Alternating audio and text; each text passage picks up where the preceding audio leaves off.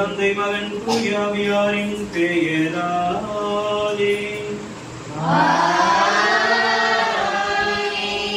நம் ஆண்டவராகிய இயேசு கிறிஸ்துவின் அருளும் கடவுளின் அன்பும் தூயாவியாரின் நட்புறவும் உங்கள் அனைவரோடும் இருப்பதாக.